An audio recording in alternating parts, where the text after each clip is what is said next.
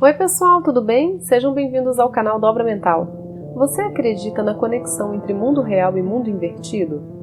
É daquele tipo de pessoa supersticiosa que se impressiona facilmente com histórias de fantasmas e acontecimentos sobrenaturais? No vídeo de hoje eu vou contar 3 lendas urbanas bem sinistras aqui do Brasil. Tá curioso? Quer saber mais? Então vem comigo que eu te conto já.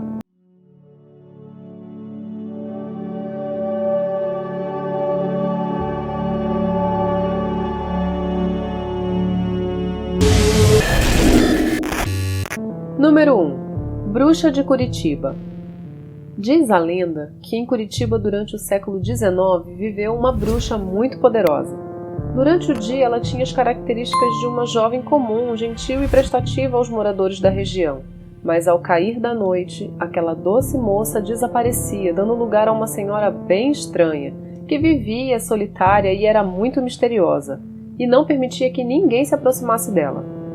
O nome da jovem era Constantina, uma imigrante vinda da Itália em 1877 junto com a sua mãe, Lola, e outros colonos em busca de uma vida melhor aqui no Brasil.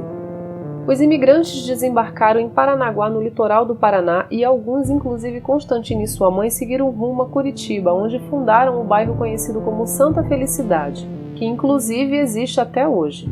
Tudo caminhava muito bem e as pessoas não desconfiavam que algo diferente se passava com aquelas mulheres. Constantina era uma jovem educada, alegre, sem qualquer suspeita. Já a sua mãe, apesar de lidar bem com os outros colonos, mantinha uma postura mais discreta, talvez um pouco reservada. O que ninguém suspeitava é que, na verdade, aquelas mulheres eram bruxas. Lola, a mãe de Constantina, queria que a sua filha estudasse os rituais de magia para desenvolver os seus dons. Mas a jovem não queria muito seguir os passos da mãe, pois temia que fossem descobertas e algo muito ruim acontecessem a elas, já que naquela época o castigo para quem praticasse bruxaria era a morte. Esse comportamento de Constantina em nada agradou sua mãe, que a amaldiçoou, rogando-lhe a seguinte praga: "Você será jovem e bela durante a luz do dia, mas ao cair da noite você se tornará uma velha e a maldade tomará conta do seu coração, e assim será por toda a sua vida."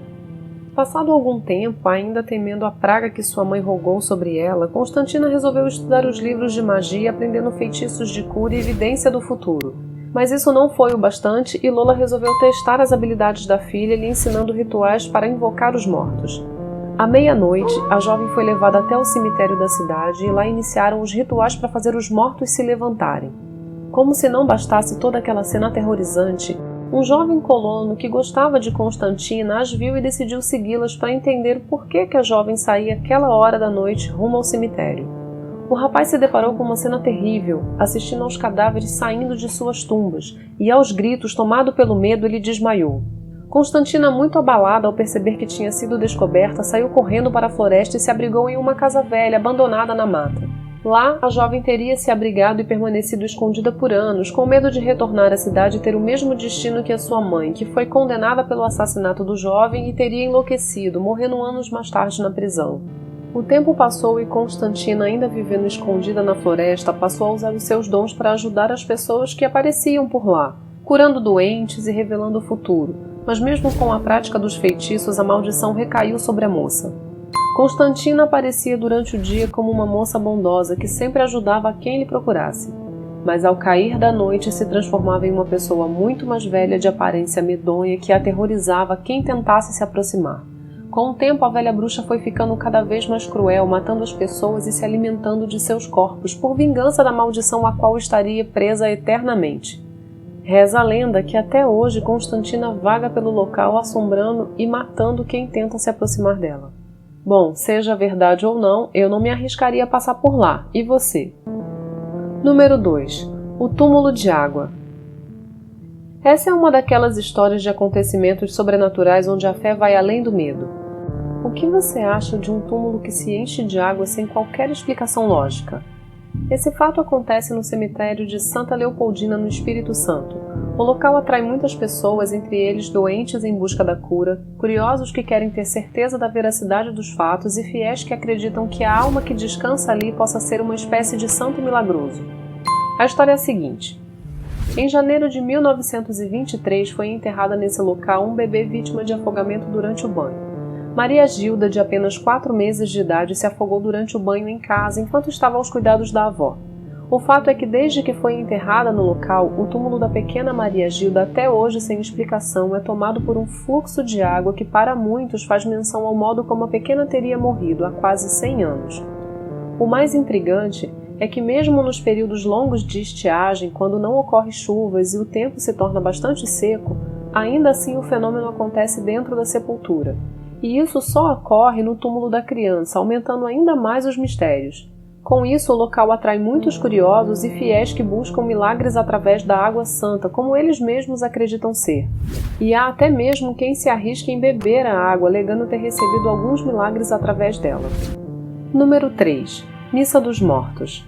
Essa é a história de um homem simples chamado João do Leite que viveu na cidade de Ouro Preto, em Minas Gerais, por volta do ano 1900 e que teria presenciado a Missa dos Mortos. Ainda recém-nascido, João do Leite, como era conhecido na cidade, foi misteriosamente abandonado na porta da Santa Casa, fato que ninguém nunca soube explicar, nem quem o abandonou e muito menos as suas verdadeiras origens. O homem de vida simples vivia pelas ruas de Ouro Preto, montado em seu cavalinho branco, juntando moedas que recebia como ajuda para vigiar os pertences da Igreja das Mercês de Cima. Anos mais tarde, João do Leite se tornou zelador e sacristão da pequena igreja da Nossa Senhora das Mercês, que ficava ao lado de um cemitério, e teria vivido uma experiência sobrenatural. A história conta que, em certa madrugada, quando João descansava na sacristia da igreja, acordou ouvindo barulhos estranhos vindo da capela. Rapidamente, ele foi até o local para verificar o que estaria acontecendo, achando que poderia ser algum roubo ou alguém tentando invadir a igreja, quando se deparou com uma forte luz e vozes estranhas cantando: "Deus vos salve!". A pequena igreja estava repleta de fiéis e um sacerdote que rezava e cantava para Deus. João olhou em volta e viu que todos estavam de cabeça baixa e trajavam capas pretas com capuz e rezavam a missa em latim, enquanto o padre se mantinha de costa para os presentes, direcionado ao altar. Mas o que mais chamou a atenção de João naquele momento foi quando percebeu que a nuca do sacerdote era tão branca como nunca tinha visto antes, além de não ter nenhum fio de cabelo. Algo que lhe fez arrepiar todo o corpo, tomado pela sensação de extremo frio e medo.